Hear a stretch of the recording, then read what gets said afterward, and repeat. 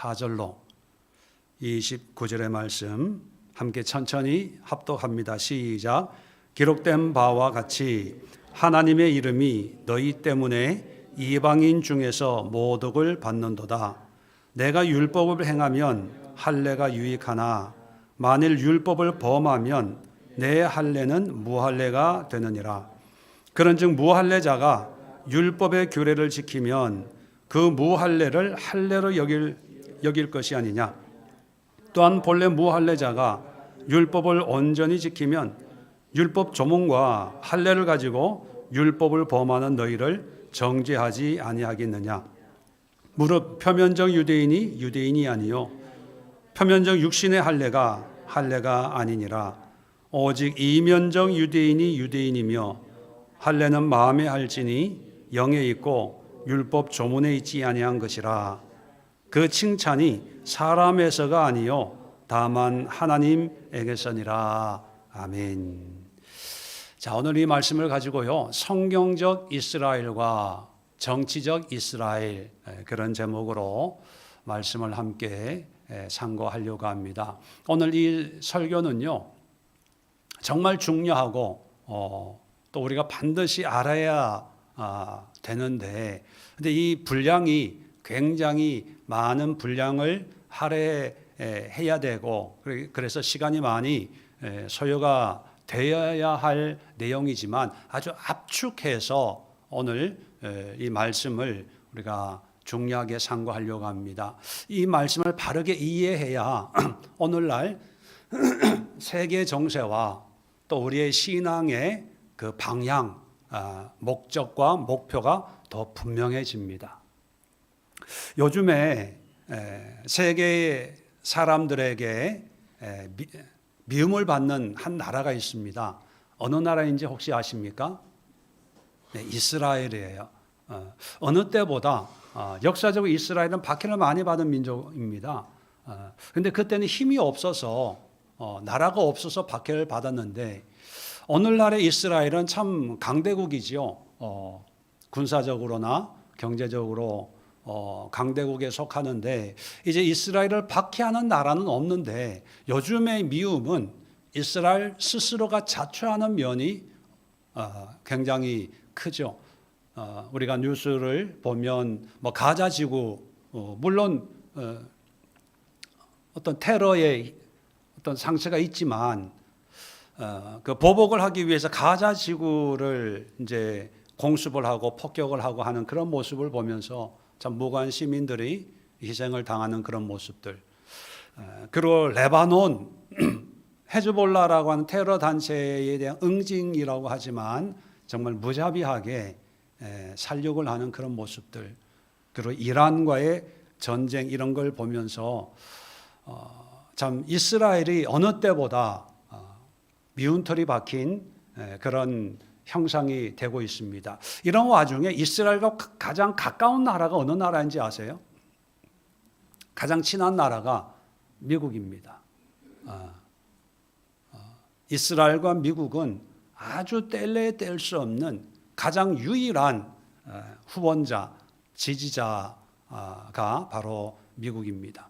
그래서 미국이 큰 형님이라면 이스라엘은 동생처럼, 큰 형님이 이란을 때리고 이스라엘이 또 뒤따라서 폭격하고, 큰 형이 전쟁을 멈추면 이스라엘도 멈추고, 이제 멈추고 있는데 이스라엘은 계속 형을 설득을 합니다.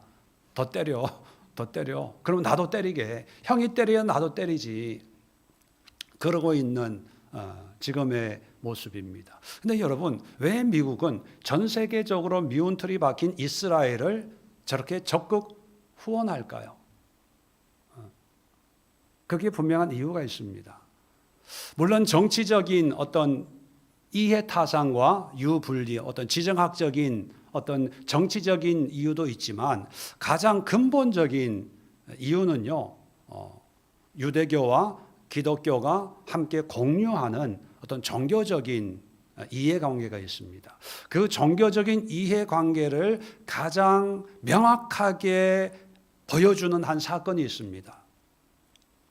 지금 트럼프가 공화당 출신의 이제 대통령인데, 그래서 정치적으로 공화당이 후원자입니다. 그 트럼프 지지자 중에 가장 유명한 지지자 중에 한 사람이 뭐냐면 텍사스, 전통적으로 공화당 표밭이거든요. 텍사스는 부자들, 기름 유전 이런 그 부자들이 있는 이 텍사스의 공화당 상원 의원이 테드 크루즈라는 사람이 있습니다. 아주 열렬한 마가 트럼프 지지자입니다.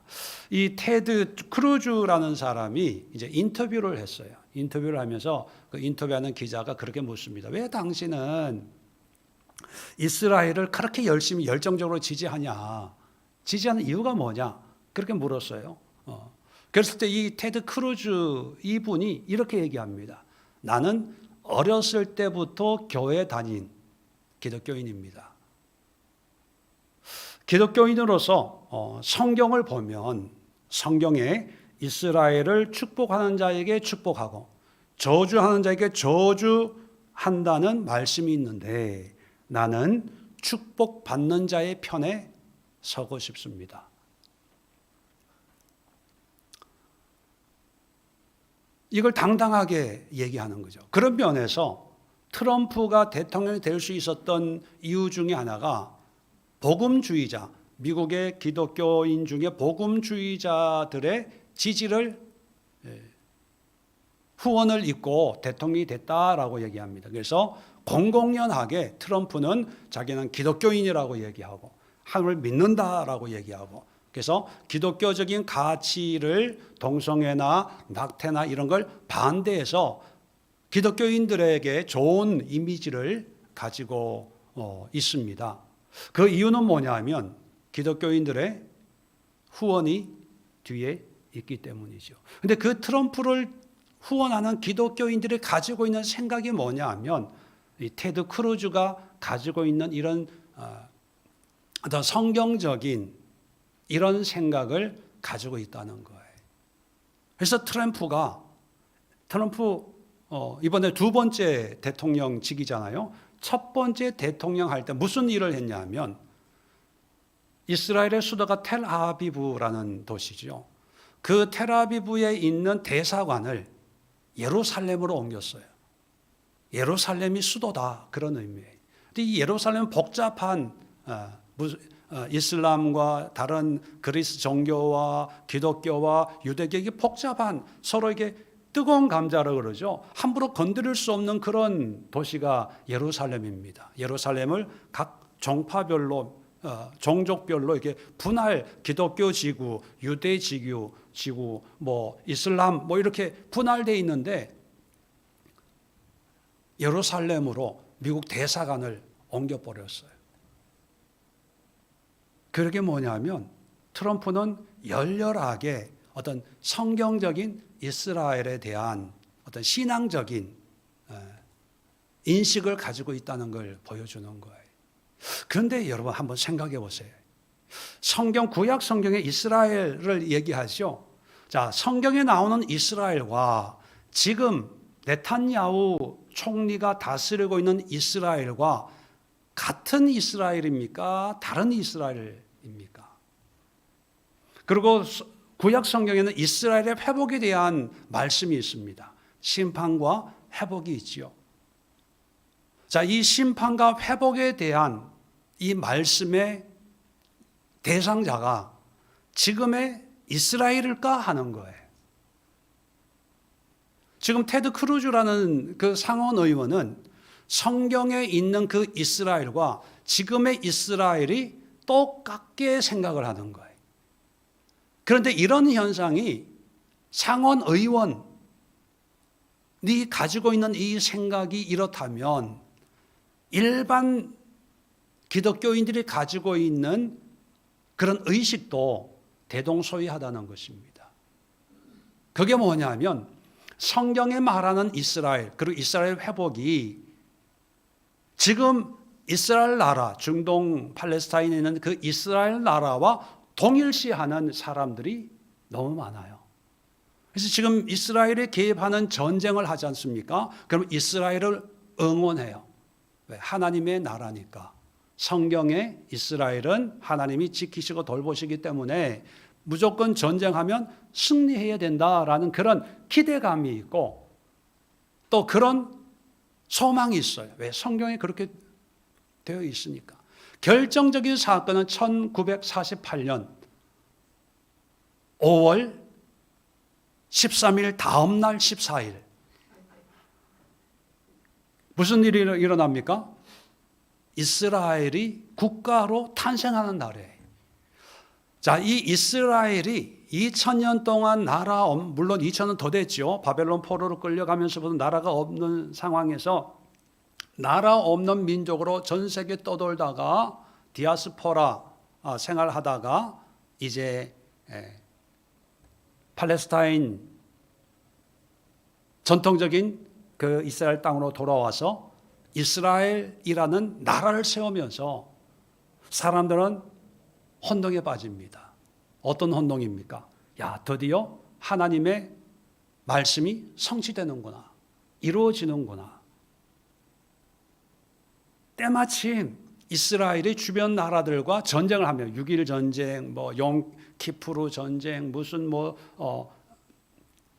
이집트와의 전쟁, 요르단과의 전쟁, 이런 전쟁을 할 때마다 연전연승을 해요. 기적적인 그런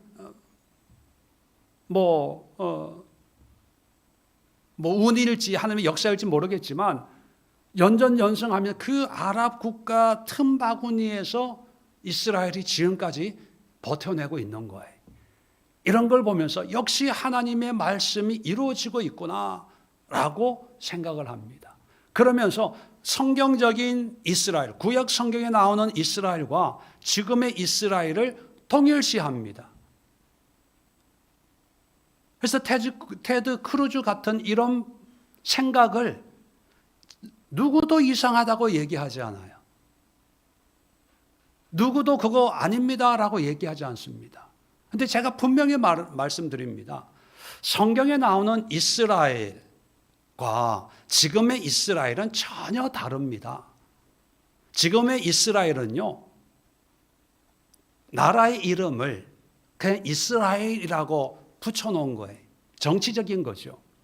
성경적인 이스라엘은 여러분 성경을 이제 한번 제가 간단하게 요약을 할 텐데 우리 지난주에 출애굽기 19장 1절로 4절입니까? 5절 말씀을 통해서 시내산에서 하나님이 모세에게 출애굽시킨 목적을 세 가지로 말씀을 했습니다. 기억나십니까? 첫 번째가 뭡니까? 나의 소유, 나의 보배가 되고, 두 번째는 뭡니까? 제사장 나라가 되고, 세 번째는 뭐예요? 거룩한 백성이 되게 하겠다.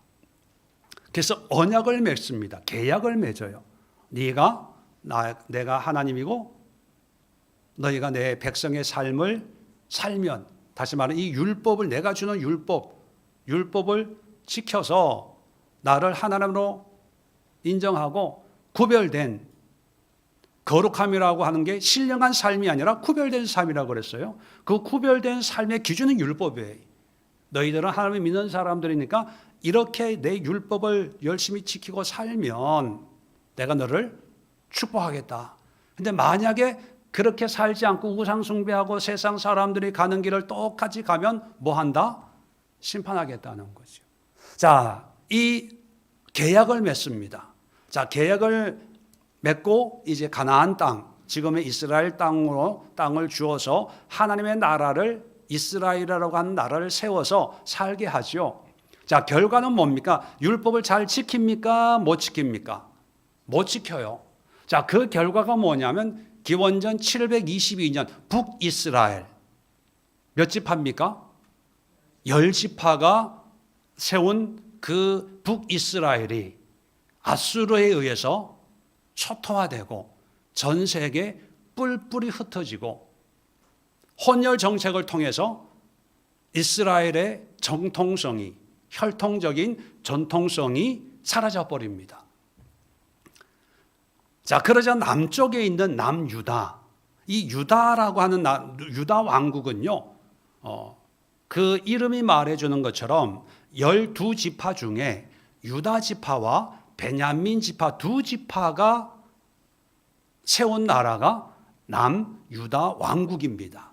그래서 이 남쪽 유다는 베냐민 지파는 이제 그 숫자나 이런 게 힘이 약해서 이제 대표적으로 유다 지파가 차지하고 있는 땅에 이제 같이 살고 있는데, 외부에서 보면 이 지역이 유다 지파가 살고 있으니까 이름이 유다 지파가 살고 있는 땅, 그래서 뭐라고 불러요? 유대인이라고 부르는 거예요. 유대인. 그래서 이 유대인이라는 이 명칭이 유다 지파 사람들이라는 거예요. 자, 이 유다 지파 사람들이 세운 나라가 유다라는 나라죠. 근데 이 유다가 BC 586년에 어느 나라에 망합니까? 바벨론에 의해 초토화되고 지식인들은 포로로 끌려가서 70년을 살아요. 그러다가 하나님의 말씀, 하나님의 은혜로 다시 돌아오지만 나라를 건국합니까? 못합니까? 못해요. 총독이 다스리는 그런 지경에 있는 거죠.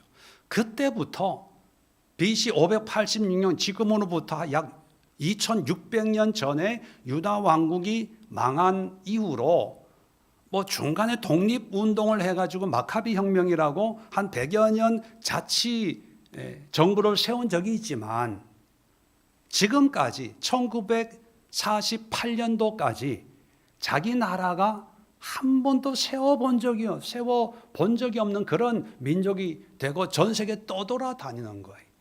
떠돌아다니면서 이 유대인들은 자기의 어떤 민족적인 정통성을 가지고 나는 유대인이야 라고 어떤 자기의 전통성을 잘 지켰던 거예요.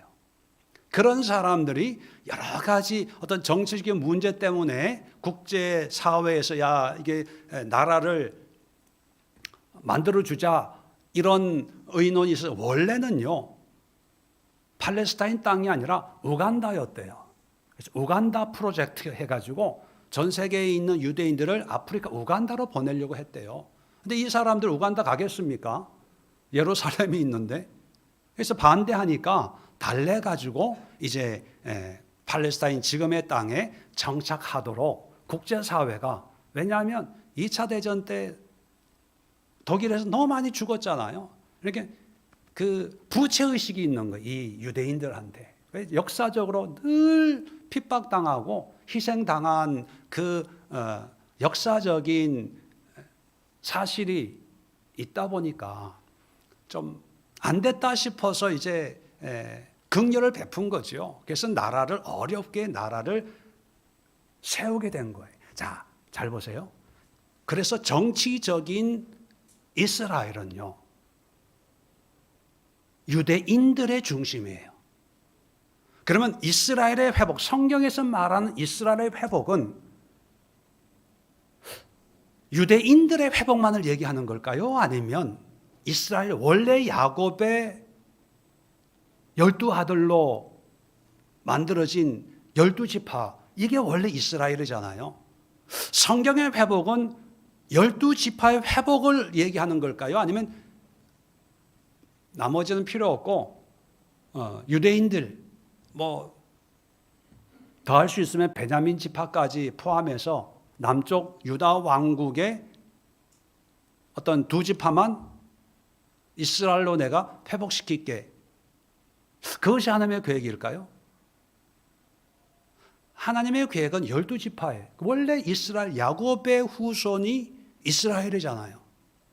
근데 지금은 여러분, 지금 유대인들은요, 사실 자기의 어떤 정통 혈통이 뭔지 몰라요. 워낙 오랜 세월을 세상에서 이리저리 여러분 몇 세대 가도 내 조상이, 내 뿌리가 뭔지 모르는데, 북이스라엘부터 치면 지금부터 2700년,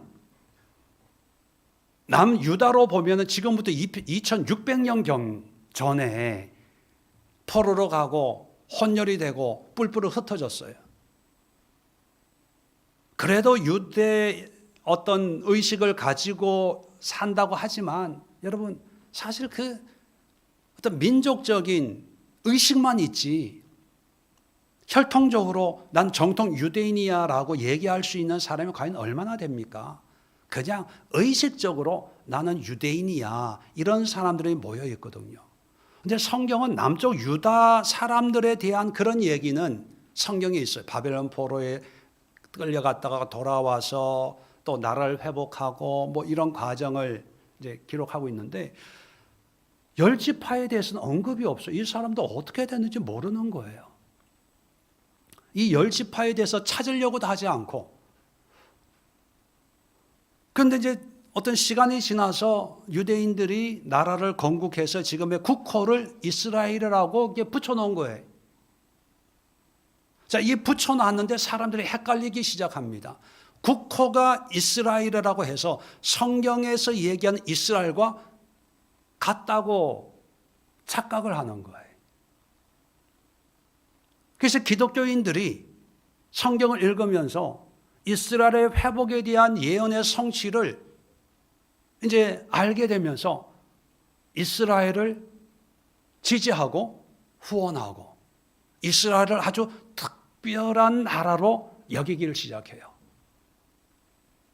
그래서 아까 소개했던 테드 크루즈 같은 공화당 상원 의원도 당당하게 매스컴에다가 이스라엘 축복하는 자에게 축복하고 저주하는 자에 저주한다니까 나는 축복받는 자의 편에 섭니다. 이게 뭐냐면 지금 정치적인 이스라엘인데 이것을 성경적인 이스라엘로 착각하는 거예요. 미혹되는 거예요. 그래서 이스라엘은 무슨 일을 한다고 해도 지지하는 거예요. 여러분, 바울은 유대인이지 않습니까? 이스라엘에 대한 어떤 역사적 아브라함 이후부터 그리고 남북으로 갈라지고 자기가 유대인, 남유다의 후손으로 유대인으로 살고 있다는 그런 사람으로서 오늘 성경 본문을 보면요. 뭐 자세하게 설명할 수 없지만 28절에 표면적 유대인이 아니요. 이건 무슨 뜻일까요? 표면적 유대인이 아니라는 얘기는 당시 유대인의 어떤 하나의 증거가 뭐냐면 할례였거든요. 할례 받았다고 해서 유대인이 아니다 이 얘기거든요. 그럼 표면적 유대인의 반대 개념이 뭡니까? 29절에 이면적 유대인이에요. 이면적 유대인이라고 하는 것은 한마디로 쉽게 표현하면 할례 안 받은 예수 그리스도를 믿는 기독교인이라는 얘기죠. 전통적으로 나는 유대인이야 하는 사람이 진짜 유대인이 아니고 예수 그리스도를 믿는 믿음의 사람이 영적인 유대인이다 이 얘기를 이제 풀어가는 거예요. 왜 그러냐? 그거를 쭉 그러면서 이제 3장부터 이제 할례에 대해서 할례가 유대인이냐 아니냐를 아주 객관적으로 구분하는 하나의 기준으로 삼았거든요. 이 유대인들은. 근데 그게 의미가 없다. 여러분, 유대인인 바울도 우리식으로 표현하면 지금의 이 사람들 성경에 구약 성경에 예언된 그 사람들 아니야. 그렇게 얘기해요. 왜 아니라고 얘기합니까? 언약이 파기된 거예요. 하나님을 왕으로 섬기고 순종하는 그 백성으로서 하나님의 귀한 보배로운 백성이 되고 거룩한 백성이 되고 제사장 나라를 통해서 또 다른 많은 열방이 하나님의 자녀가 되도록 하는 그런 사명을 주었는데 그 사명을 감당을 못하고 우상숭배하고 음란하고 세상을 쫓아간 거예요. 그러니까 계약이 파기되니까 하나님이 심판하신 거예요. 자, 그래서 유대인 이스라엘과의 계약은 파기됐습니다. 파기됐는데 자, 파기하고 그냥 끝나면은 뭐 괜찮았는데 하나님이 이스라엘만 택하신 게 아니라 또 누굴 택해요? 예수 그리스도를 통해서 예수 그리스도를 믿는 새로운 믿음의 사람들을 이제 부르시기 시작합니다. 그리고 그들과 또 이스라엘이 감당하지 못했던 그 언약을 똑같이 이 사람들과 언약을 맺어요. 그래서 이 언약을 뭐라고 얘기합니까? 성경에서는 새 언약, 새 언약이라고 얘기해요. 그리고 구약에는 이 새 하나님과 언약을 맺은 사람들을 뭐라고 부릅니까? 이스라엘이라고 불러요. 그런데 예수 그리스도를 통한 언약을 맺은 사람들을 뭐라고 부릅니까? 하나님의 나라라고 불러요. 하나님 나라의 백성. 구약과 신약이 똑같은 개념이에요. 표현만 다르지. 구약에는 가나안 땅에 살게 하고 그 나라의 이름을 이스라엘이라고, 하나님의 백성들을 이스라엘 민족이라고 불렀다면 예수 그리스도를 통해서 어떤 지역적인 가나안이 아니고 이 땅의 모든 열방 중에 살고 있지만 언약을 통해서 하나님 나라의 백성으로 우리 그리스도인들을 불렀어요. 불러가지고 베드로전서 2장 9절에 지난주에도 말씀드린 것처럼 우리를 그의 소유요 제사장, 그의 거룩한 백성으로 하나님의 아름다운 덕을 전하도록 우리를 불렀잖아요. 하나님은 예수님을 이 땅에 보내주시면서 이스라엘이 감당하지 못했던 그 일을 우리 그리스도인들이 감당하도록 새로운 언약을 맺어서 우리 그리스도인들을 통해서 하나님의 뜻을 이루기를 원하시는 거예요. 자, 그런 문제가 생깁니다. 그러면 구약에 하나님이 부르신 이스라엘 백성들은 어떻게 되는 건가? 우리가 이 이스라엘 백성들을 어떻게 바라봐야 되는 것인가? 여기에 대해서 11장에 보면 바울도 여기에 대해서 얘기하고 있어요. 11장에 한번 가봅시다. 11장 1절에 가면 내가 말하노니 하나님이 자기 백성을 버리셨느냐? 그럴 수 없느니라. 언약을 지키지 못했다고 해서 버리냐? 그럴 수 없다. 안 버린다는 거예요.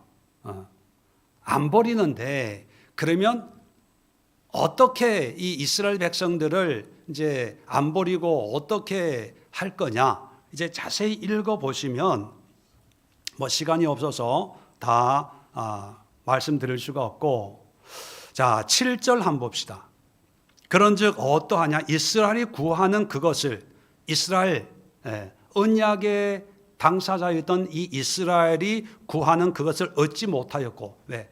언약을 파기했기 때문에 얻지 못했다는 것은 하나님의 은혜, 하나님의 특별한 사랑, 하나님의 백성으로서의 누릴 수 있는 그런 축복들을 누리지 못했다는 거예요. 자, 오직 택하심을 입은 자가 없고 그 남은 자들은 우둔하여졌느니라. 자, 택하심을 입은 자, 소수. 이 택하심을 입었다는 것은요, 이스라엘 유대인들 중에서 택하심을 입었다라고 해석할 수도 있고, 아니면 이방인 중에서 이스라엘이 계약을 수행하지 못하니까 새롭게 예수님을 통해서 계약을 맺었는데 그 계약을 맺은 어떤 그런 택하심을 입은 사람들이 얻었다는 거예요. 하나님의 은혜를 얻고 그 남은 자, 이스라엘 백성들은 우둔하여졌다. 그래서 우둔한 것을 이제 8절부터 10절까지 구약 성경에 인용하면서 구약 성경에도 이렇게 예언되어 있다. 이 어리석은 사람들이. 자, 그러면서 11절을 이렇게 얘기합니다. 그러므로 내가 말하노니 그들이 넘어지기까지 실족하였느냐? 그럴 수 없다. 어리석어서 하나님과의 계약을 파기했지만 그렇다고 다 멸망받겠냐? 그렇지 않다는 거예요. 왜? 하나님의 택하심에는 후회가 없다. 이제 29절에 보면 하나님의 은사와 부르심에는 후회하심이 없느냐. 하나님이 택하셨기 때문에 하나님의 무슨 어떤 특별한 은혜가 있는데 그 은혜가 어떻게 이루어지는가를 설명하는데 13절입니다. 내가 이방인인 너희에게 말한다. 이제 대상이 유대인에게서 이방인인 우리를 향해서 말하는 거예요. 우리에게 말하는데 내가 이방인의 사도인 만큼 내 직분을 영광스럽게 여기노니 이는 내 권력을 아무쪼록 시기하게 하여 그들을 중에 얼마를 구원하려 함이라. 유대인들의 구원에 대해서 얘기를 하는 거예요. 자, 쭉 내려가서 그 구원을 얘기하는 비유를 이제 제 16절에는 떡에 대하여서 비유를 하고 있고 또 17절에는 나무 접붙이는 걸 비유로 듭니다.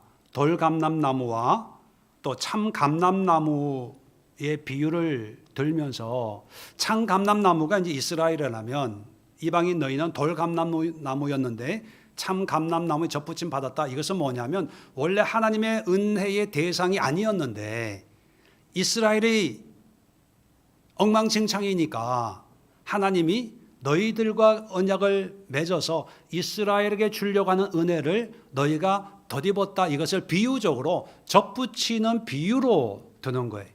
우리가 어떤 하나님의 은혜의 혜택을 입었다는 것을 얘기하면서 자 그러면서 20절 옳도다. 그들은 믿지 아니함으로 꺾이고 이건 누구를 얘기하는 거예요?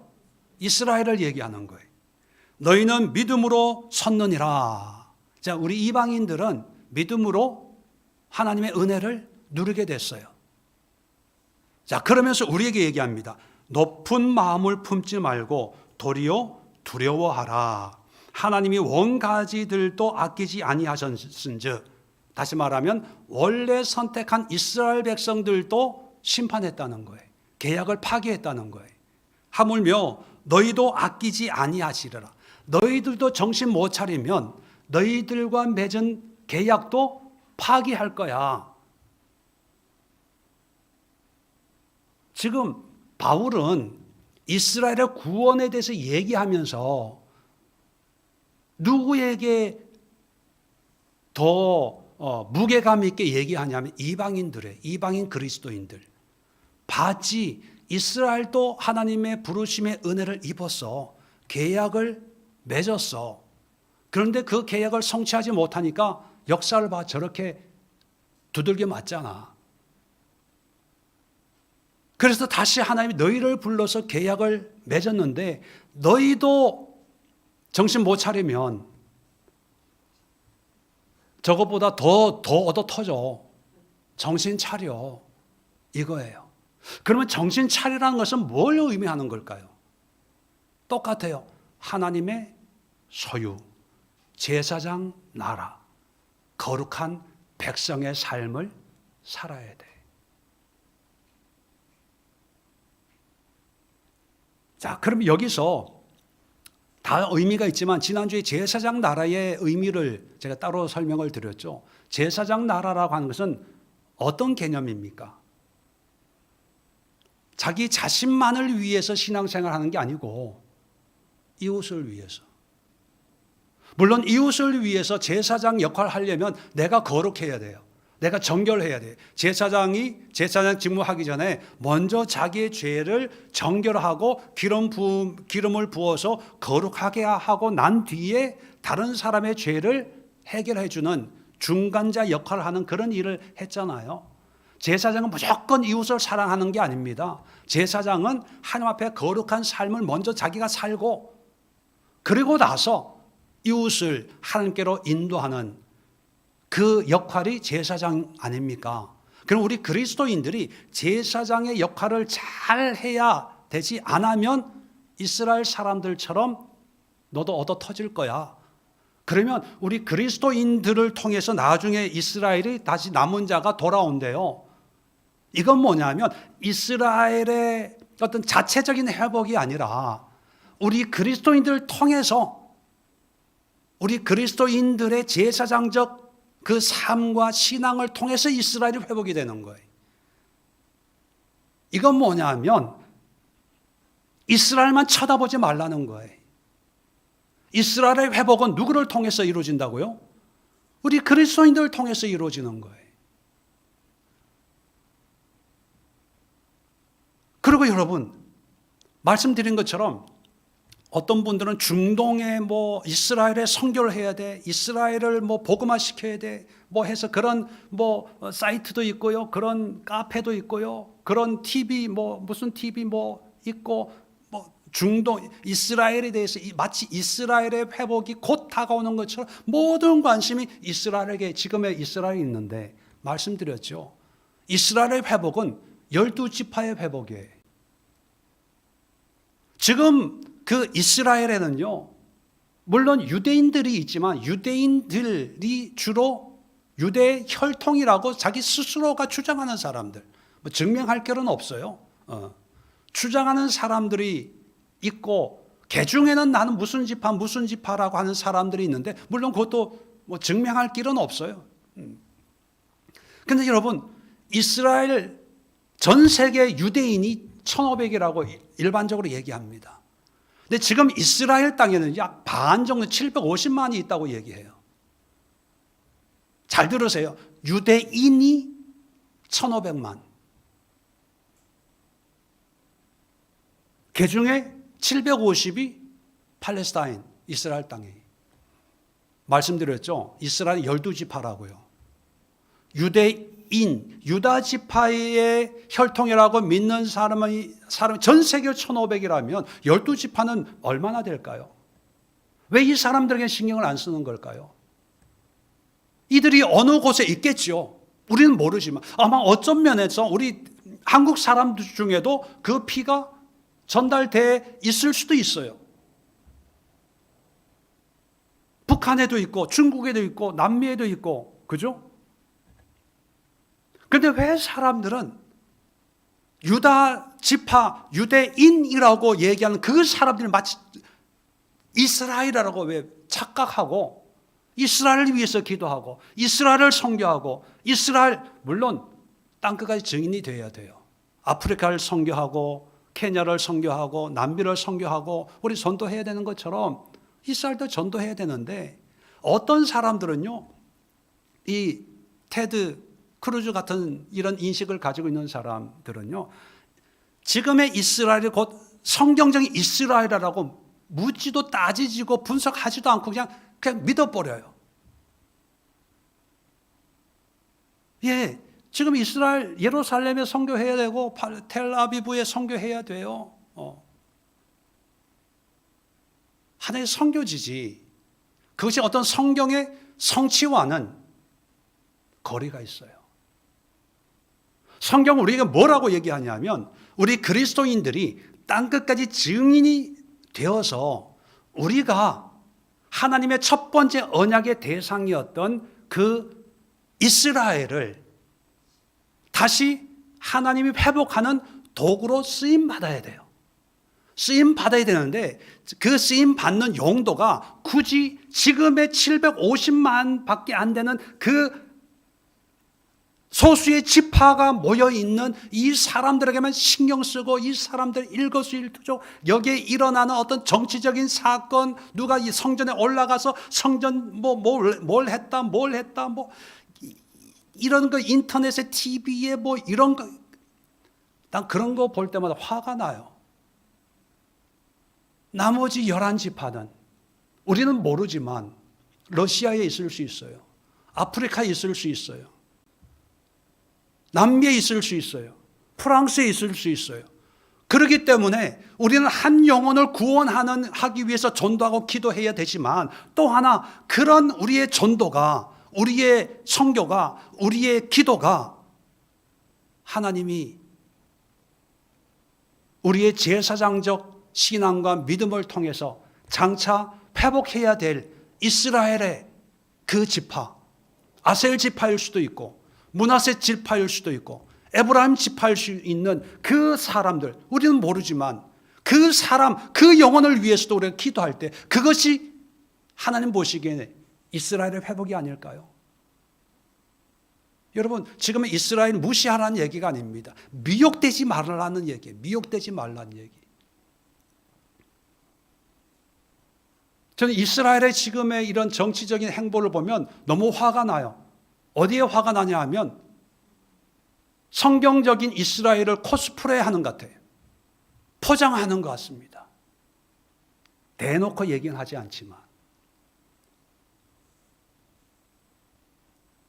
사실 이스라엘 유대인이라고 해도요, 유대인과 유대교인은 또 달라요. 유대인들 중에 유대교를 믿는 사람이 반도 안 돼요. 그럼 믿는다고 하는 그 반 중에 전통적인 그런 이제 절기를 지키고 카파라고 이렇게 이렇게 빵떡 모자 같은 거 쓰고 뭐 이렇게 정통적인 유대 신앙을 가지고 있는 사람들은요, 유대인들 중에 20% 정도밖에 안 된답니다. 나머지는 율법도 지키지도 않고 뭐 회당에 가지도 않고 세상적인, 단지 내가 유대인이라는 그런 의식으로 여기가 내 고향이다 하고 그냥 이스라엘로 돌아가는 거예요. 결론적으로 말씀을 드리면 성경적인 이스라엘과 지금의 이스라엘 나라는 전혀 달라요. 지금은 다분히 정치적인, 지리적인 의미에서의 국가적인 이스라엘인데, 이런 이스라엘을 위해서 기도할 때 우리가 성경적인 이스라엘의 의미를 가지고 이스라엘을 생각하면 우리 스스로도 미혹될 위험에 빠집니다. 하나님은 정치적인 이스라엘이 아니라 성경에 나오는 민족적인 이스라엘을 우리 그리스도인들, 이면적 유대인으로 택하여 부르신 우리를 하나님의 제사장 나라, 제사장으로 삼아서 우리가 이제는 숨어있는 이스라엘이겠죠. 보이지 않는 그런 사람들에게 다가가서 제사장적 삶을 살아내야 되는 거예요. 그걸 우리에게 사명을 맡겨준 거예요. 그렇다면 우리가 더 중요하게 이스라엘의 지금에 있는 네탄야후의 이스라엘의 회복보다 더 중요한 것은 우리 그리스도인들이 이러한 하나님의 언약적 섭리를 깨닫고 내가 하나님의 소유가 되고 내가 하나님의 제사장적 삶을 살고 내가 이 세상과 다른 거룩한 삶을 살아냄으로써 하나님의 근극적인 목적이 택하심에 후회가 없으신 분이잖아요. 내가 실수해서 이런 분이 아니고 이스라엘을 택한 분명한 이유가 있는데 이 이스라엘도 전부는 아니겠지만 그 남은 자를 구원하시기로 하나님이 계획했다면 우리가 그 하나님의 계획에 쓰임받아야 될 거 아닙니까? 내가 지금 쓰임받고 있냐 하는 거예요. 거기에 대해서 우리는 더 열심히 기도하고 더 열심히 거룩한 삶을 살고 제사장적 삶을 통해서 하나님의 복음을, 예수의 복음을 전하는 그런 불타는 사명감에 사로잡혀야 되는데 그런 거에는 상관없고 어떤 정치적인 이런 환경적인 상황적인 거에 미혹이 돼서 마치 이스라엘의 어떤 회복이 마치 예수의 재림이 하나의 기준이 되는 것처럼 그렇게 생각하는 사람들도 있고 이스라엘이 무슨 짓을 하든지 찬성하고 마치 그것을 성경적인 하나님의 예언적 성취라고 착각하고 있는 이런 모습들이 너무나 많이 보여진다는 것입니다. 그렇다면 오늘 우리가 기도해야 될 것은 바로 우리가 이스라엘이 이루지 못한 그 하나님의 언약을 이루어야 돼요. 우리도 그렇게 살지 못하면 이스라엘처럼 버림받습니다. 무서운 하나님의 경고가 우리에게도 주어집니다. 그냥 예수 믿고 천국까지, 여러분 그냥 나 믿으라고 예수님이 십자가에 돌아가신 게 아니에요. 예수님이 나를 믿으라고 한 것은 이러한 하나님의 언약적 삶을 살겠다고 고백하고 시인하고 헌신하는 믿습니다 하는 내용이 아닙니다. 그런 삶의 구체적인 변화, 방향 전환이 일어나는 그런 믿음을 요구하시는 거거든요. 이 시간 기도합시다. 하나님, 성경적인 이스라엘과 지금의 정치적인 이스라엘의 구분이 분명한 것처럼 하나님의 백성과 믿는다고 하는 사람의 구분이 분명합니다. 우리는 헷갈리지만 하나님의 기준에는 분명한데 과연 우리가 하나님의 그 언약의 백성의 삶을 살고 있습니까? 아니면 나는 유대인이야 라고 민족적으로 혈통적으로 어떤 그런 의식만 가지고 있으면서 하나님과 상관없이 살고 있는 그런 유대인들도 있는 것처럼 우리도 믿음의 참된 언약의 하나님 나라의 백성의 삶을 살게 하여 주시옵소서. 하나님의 거룩한 제사장으로서 우리가 이스라엘의 회복에 쓰임받게 하옵소서. 우리 주여 한번 간절히 외치고 합심해서